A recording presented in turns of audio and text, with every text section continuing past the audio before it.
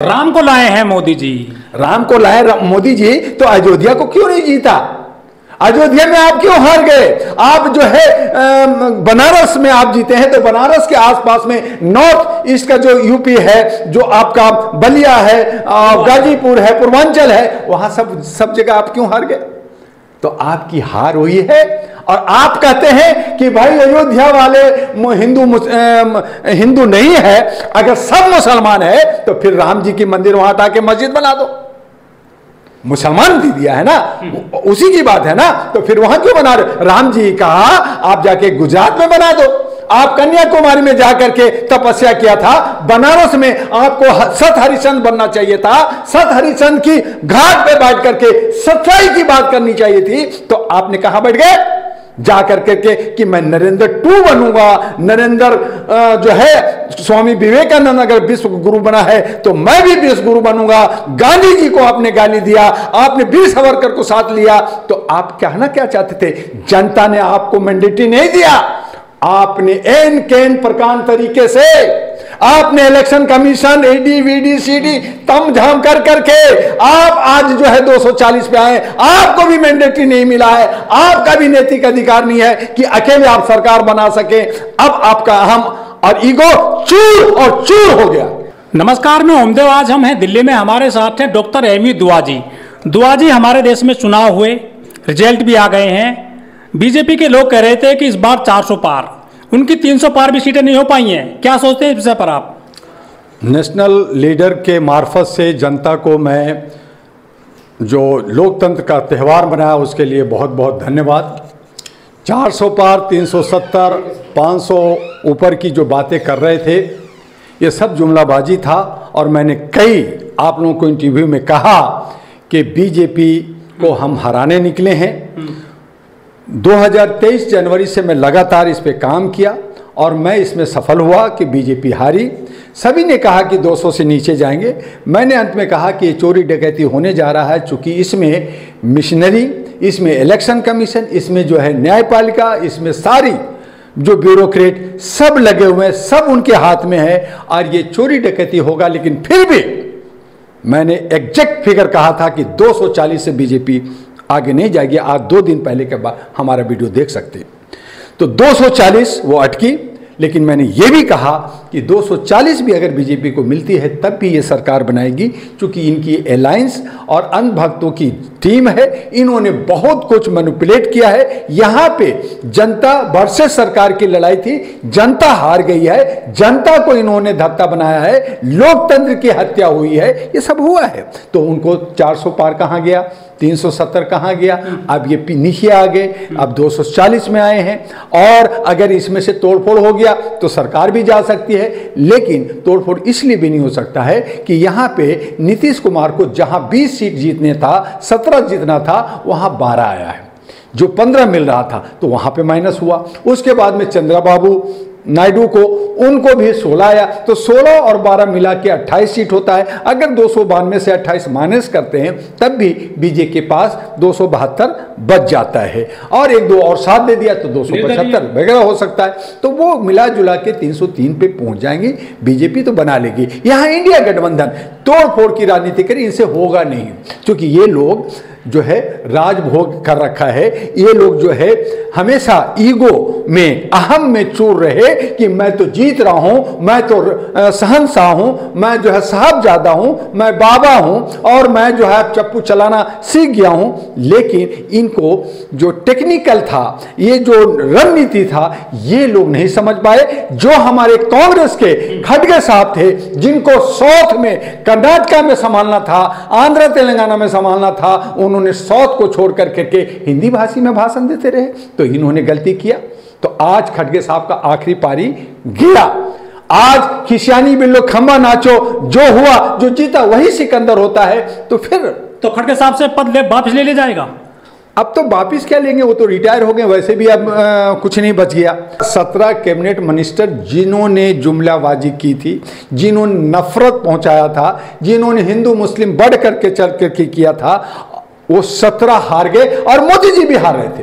जब पहला चरण, दूसरे चरण में 5,000 20,000 से पीछे जा रहे थे मोदी जी, वहां पे काउंटिंग रोका गया, वहां पे लाइट काट दिया गया, वहां पे सर्वर डाउन कर दिया गया। क्या पता कितना घपला किया। जो मोदी जी को 6-7 लाख से जीतना चाहिए था वो 1.5 लाख से जीते हैं, वो भी पता नहीं किस तरह से जीते हैं। उन्हीं का जो है चाणक्य जी जो 4-5 लाख से जीतते हैं,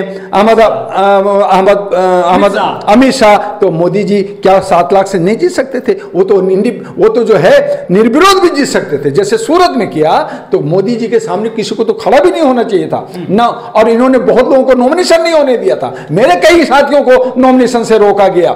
तो उस हालत में मोदी जी की हार हुई है, नैतिक हार हुई है, और इस आधार पे अगर वो देशभक्त हैं तो उनको इस्तीफा दे देना चाहिए और दूसरा बीजेपी को प्रधानमंत्री बनाना चाहिए। लेकिन अहम है कि मैं ही बनूंगा। जिस तरह से अयोध्या में हारी है बीजेपी, क्या आपको लगता है कि अब जो है नारा नहीं देंगे, काशी मथुरा बाकी है, हार मिलेगी वहां भी?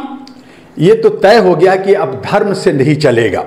हाँ, मैं बहुत ही आश्चर्यचकित रहा हूं कि बिहार में जहां IAS IPS बनते हैं, जहां बहुत सारे दलित हैं, बहुत गरीब हैं, 17% मुसलमान है, 14% यादव हैं, और वहां पे बीजेपी ज्यादा जीती है, तो वो जो है सब लोग डरे हुए, कमजोर जो गरीब हैं वो भगवान के भरोसे होते हैं, तो राम के भरोसे बीजेपी को वोट दिया। और यही वजह है कि आज जो बीजेपी 140 होना चाहिए था 240 हुआ है। साउथ में क्या गड़बड़ी किया है, क्योंकि वहां पे इंडिया गठबंधन ने अच्छा प्रोफेशन नहीं दिया, अच्छा काम नहीं किया, अच्छा मैनेजमेंट नहीं किया, अंदर का जो कार्यकर्ताओं के साथ नहीं किया, इनके सेक्रेटरी ने, इनके चमचों ने इनको डुबाया, अलग गलत सलत लोगों को कैंडिडेट बनाया। तो इन तमाम चीजों को लेकर के जो कांग्रेस अगर 543 पे लड़ती, अगर इंडिया गठबंधन पूरी चुस्ती और दुरुस्ती से जो आखिरी में जो इन्होंने संविधान और जो है लोकतंत्र को बचाने की बात उठाई और मुद्दा बेरोजगारी का उठाया, अगर ये पहले से चलते तो मैं मानता हूं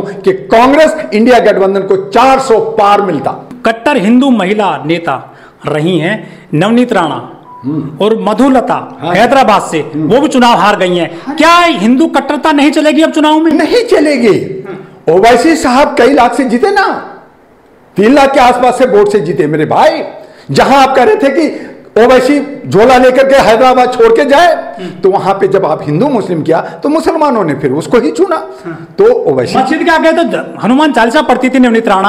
हाँ, वो तो देखिए यही नफरत और ये लड़ाने की ये जो ध्रुवीकरण था कि हिंदू मुस्लिम में राइट हो जाए पूरे हिंदुस्तान में, हर जगह चाहे हैदराबाद में लगे, अयोध्या में लगे, यूपी में लगे, बिहार में लगे, दिल्ली में लगे। लेकिन जनता बहुत समझदार हो गई थी, क्योंकि मणिपुर की कांड को देखा इन्होंने, दिल्ली और हरियाणा की कांड को देखा, और इन्होंने कहा कि मुझे खामोशी से रहना है, भाई भाई मिलकर रहना है, हम हिंदू मुस्लिम पे लड़ाई नहीं लड़ेंगे, और इन्होंने वोट दिया। लेकिन वोट में सेंध इन्होंने लगा करके जिस तरह से लोकतंत्र को इन्होंने जो शर्मसार किया है, ये जो है बहुत ही दयनीय है। योगी जी का बुलडोजर नहीं चला उत्तर प्रदेश में, 36 सीटें ले गए हैं समाजवादी पार्टी वाले। एक साधु, एक सन्यासी का एक जो उनका रूप होना चाहिए था, जो चीजें उनको सामने रखना चाहिए था कि मैं एक साधारण व्यक्ति हूं, सबका हूं, उन्होंने में भी उनमें ईगो आया। उन्होंने भी मंदिर मस्जिद को तोड़ दूंगा, उसको अंदर कर दूंगा, उसको बहुत सारे मिट्टी में मिला। तो उनकी जो कुछ एक अहम और ईगो था, वो जो जात पात का लेके आए, और जिसकी वजह से समाजवादी पार्टी ने, जो अखिलेश ने अपना सही रूप दिखाया, उनके साथ आए, और साथ में जो बीएसपी जो लेके आगे बढ़ रही थी कि मैं मुसलमानों को देकर टिकट, मुसलमानों का वोट लेगा, मुसलमान समझ गया था ये वोट काट कर करके ये बीजेपी को जिताना चाहते हैं, वो सब ध्रुवीकरण हुआ। और नतीजा हुआ कि आज बीएसपी 0 हो गई, एक राष्ट्रीय पार्टी राज्य पार्टी की हैसियत से भी नीचे आ गई, और उनका हाथी अब जो है चिड़ियाघर में दिखेगा, जू में। जहां बच्चे कहेंगे हाथी किधर गया, तो जाओ यूपी के जू घर में, वहां देख लेना। तो अब वो स्थिति हुआ। अब बहुसंख्यकों का कोई लीडर नहीं रहा, बहुसंख्यक का अब लीडर की जरूरत है। जहां चंद्रशेखर रावण, जिसको आजाद की उपाधि मैंने दी, आज उसने बहुत बहुमत से जीता है, वो बहुसंख्यक का लीडर बन सकता है, चेहरा बन सकता है। देखना है कि आगे किस तरह से समीकरण बनता है। लेकिन कमोबेश जिस तरह से इन्होंने किया है, वो हर हालत में एनडीए गठबंधन हारी है। वो सरकार बनाएगी एन के एन प्रकार तरीके से, जोड़ तोड़ से बनेगी। लेकिन ये मान लीजिए कि नैतिकता के तौर पर इंडिया गठबंधन हार गई है और इंडिया गठबंधन की जीत हुई है, लेकिन जीत होने के बाद भी सत्ता से दूर रही है। तो अब ये जो शहंशाह थे, ये बाबा थे, अब फिर से पप्पू बन गए।